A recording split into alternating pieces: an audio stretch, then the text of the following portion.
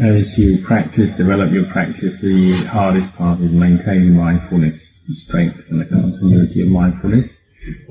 And particularly having a job, going to work, it uses up a lot of mental and physical energy, and that drains away, at the same time your mindfulness tends to slip, becomes weaker.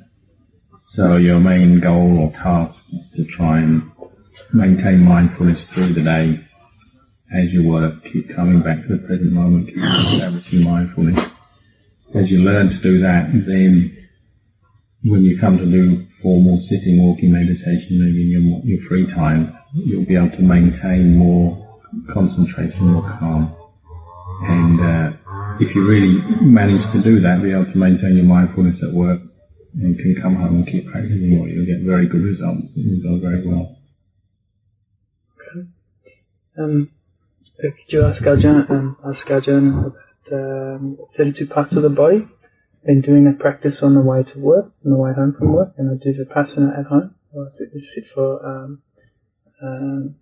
Anapanasati and then Vipassana at home, but the 32 parts, the way I'm practicing at the moment is I'm going through them, forwards, backwards, forwards, backwards, forwards, and trying to imagine them in my mind. I'm just wondering if that's actually the right way, because I'm not sure if I'm actually getting any traction with that.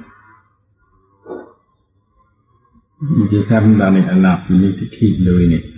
The 32 parts, as you've described, keep doing that, and sooner or later you'll start to get more push from that, more calm. So is that the right way to do it, in terms of imagining the parts of the body? So the head hair, the body hair, and then the insides and the bone marrow, that sort of stuff. You might, for instance, suggest you're doing the right thing. For instance, you take the hair of the head. Okay, so You're sitting down, you might visualize it, what it looks like, an individual hair, the mass of the hair, how it is over time. So, every day it gets a little bit dirtier, greasier, and then you have to wash it. You're just running through like that, both visualizing and thinking about it, contemplating in that way. Okay. And the other kammatthana that I've been practicing is contemplation of death. And I'm just wanting to know if Ajahn has a particular way, because the way that I'm doing it at the moment is simply to recite something that I've read in the Dhammapada, which is about the body being like a clay pot. This body will lie on the earth one day without life, without value, as useless as a burned log, and trying to use that to spur a sense of urgency in my practice. But I'm finding that there's friction there in terms of it becoming a bit anxious, because I understand this is such a valuable life that we have, or that I have, and I don't want to waste it. So I'm trying to find the balance between doing that practice such that it's beneficial as opposed to a source of anxiety. You have to use the death reflection, particularly with your current life situation. Like reflect, when you die, what can you take with you? Nothing in the material world. The money you earn, the possessions you gain, the people you love, you can't take any of them with you when you die. Keep contemplating like that to boost your urgency to meditate, to practice. You get a sense of practice is more important than anything else, because death is coming and I'll lose all this other stuff. He says if you keep contemplating like this, you might reach a point where you feel ready and a sense of enough of earning money and living in the world. You might want to go off and become a monastic and train in that way.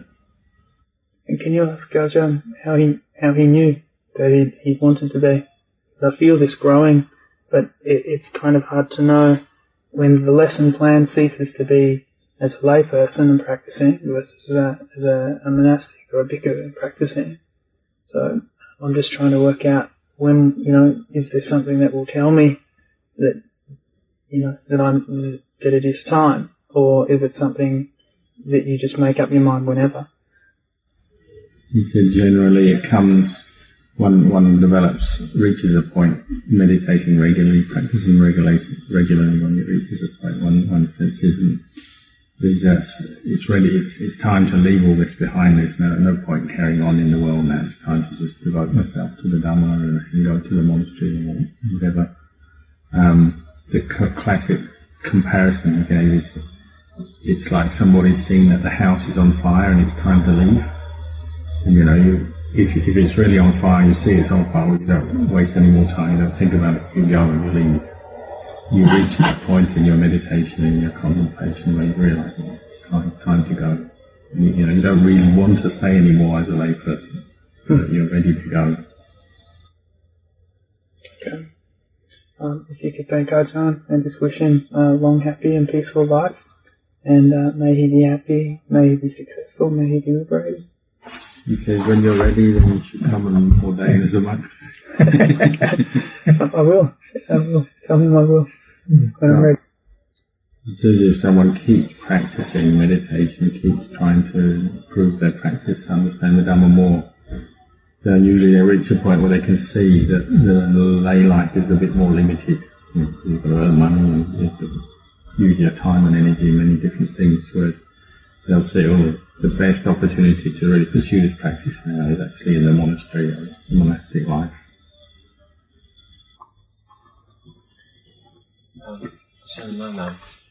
I suppose sort of the core of really what's going on inside of me all the time is like I've got all this criticalness inside of me. Like I'm really lacking in tolerance of things. Just like there's not much sabai, I suppose is the word. And I suppose I would appreciate some sort of advice on like how to maybe use meditation or practice in some way that sort of really gets at that, because like I don't really think I'm making much progress in that, and that's the thing that's sort of defines how I react to things in life and make decisions and so on. That makes sense. It's really a matter of training. You seem to understand your own character. Once you understand your character, you have to train to deal with particular weaknesses, say if it's the fault-finding mind or the critical mind. You really have to develop the metta, the tolerance, the kindness to counter that, the positive thinking to counter that. And it's a matter of training, because you know the problem, you know where to look. So every time you notice the fault-finding, the critical mind coming up, to change that back to a more positive thought, kindness, tolerance, letting go, and just be willing to work with that, train that. That's what you have to do.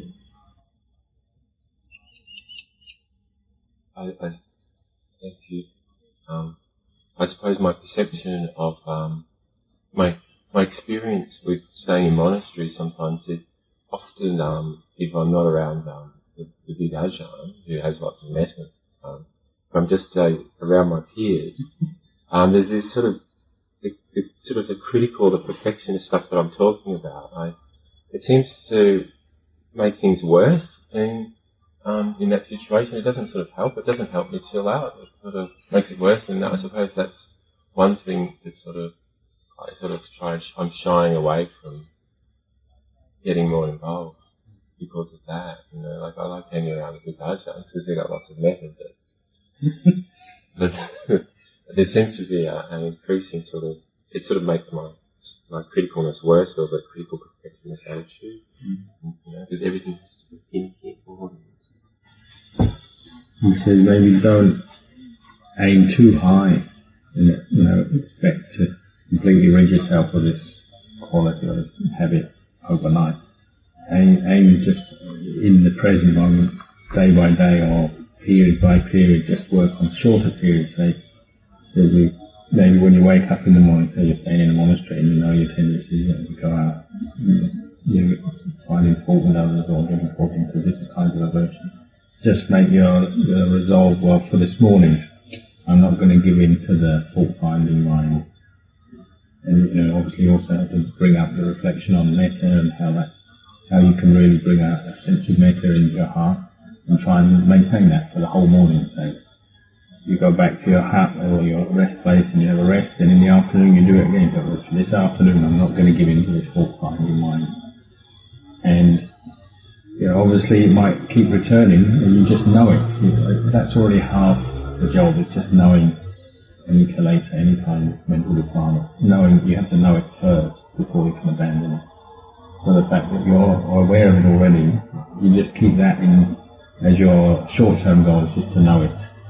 And then, okay, in this period of time, I'm going to try, say, for one day or half a day, not to give into it. And just keep working like that, keep training yourself in that way. And don't expect, I've got to get rid of all this fault-finding mind, critical mind in one day or whatever. So you're not going to be able to do that. It should be more practical. And this is the core of the practice, so it's not something that one's going to just sort of pass over very quickly. It's very much going to be a long-term practice, getting to deal with one particular character wisely. And the Buddha said that what we're developing is what we call right thought, right attitude, sammasankappa. And for some people, it's their tendency is towards sensuality, lust and sensuality of different kinds. And they're always having to pull their mind back from that using, say, a super and contemplating the vipassana. Other people tend more towards dosa, aversion, negativity, and so having to pull their mind back with metta. But the aim, whatever your particular character, it's always to be developing this mindfulness, knowing the mood, your particular habit of mind, the way you think, the mood, the mental state, and then finding a way to counteract it, to balance the mind, bring it back to this place of balance in the middle. So it's just knowing things, but not following the mood. It could be the mood of sensuality, it could be anger. Learning to establish mindfulness and bring the mind back just to the place of mind. Not giving in to the mood, not following it.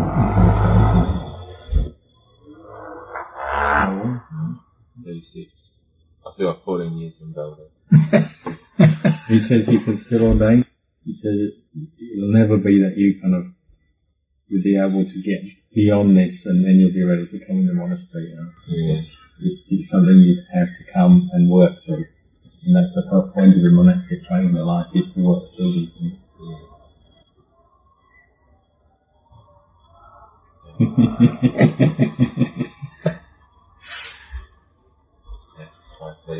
Okay. Even if you don't ordain or come to live in the monastery.